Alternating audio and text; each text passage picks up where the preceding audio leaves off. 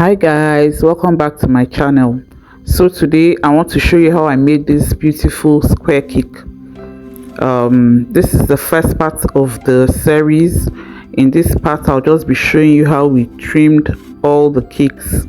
So we had 3 steps of cake: 8 inches, 10 inches and 12 inches square cakes. Hands are properly washed and the acrylic discs are properly cleaned. So we started off with the smallest one being the 8 inches, right? Yes. So you just have to know how to align your acrylic disc properly so that you can achieve that square shape that you actually desire. If you don't align your disc properly, you will not get your desired shape. You might end up cutting too much and then spoiling the shape of the cake.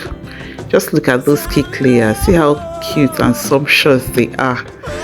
Oh well, all our recipes are premium. And yeah, we have baking classes. If you're interested, you can just send us a message and we would respond to you. So here we have vanilla and red velvet. Very yummy, very soft.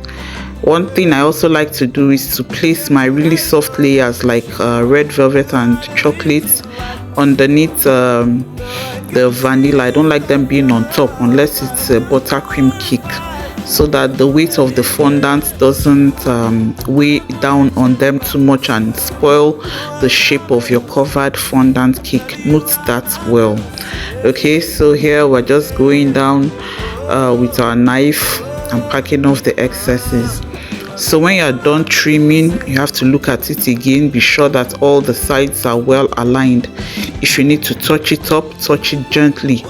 Don't be in a hurry so that you don't spoil the shape of the cake and you don't cut excesses and have to now reduce the whole size of the cake all over again.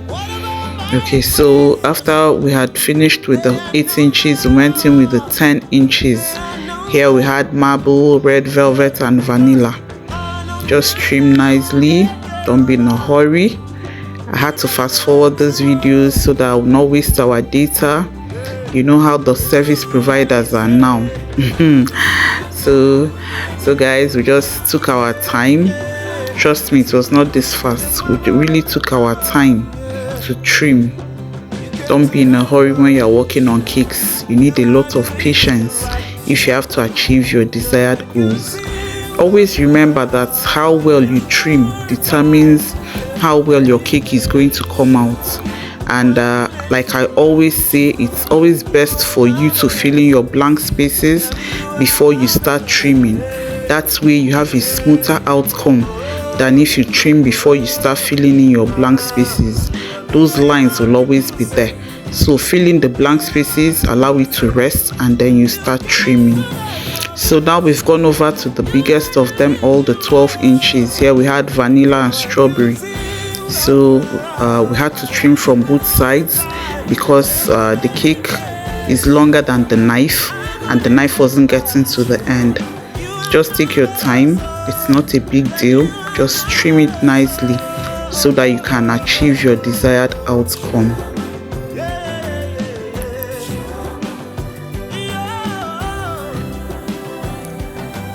So after we had finished trimming, we went ahead to crumb coat.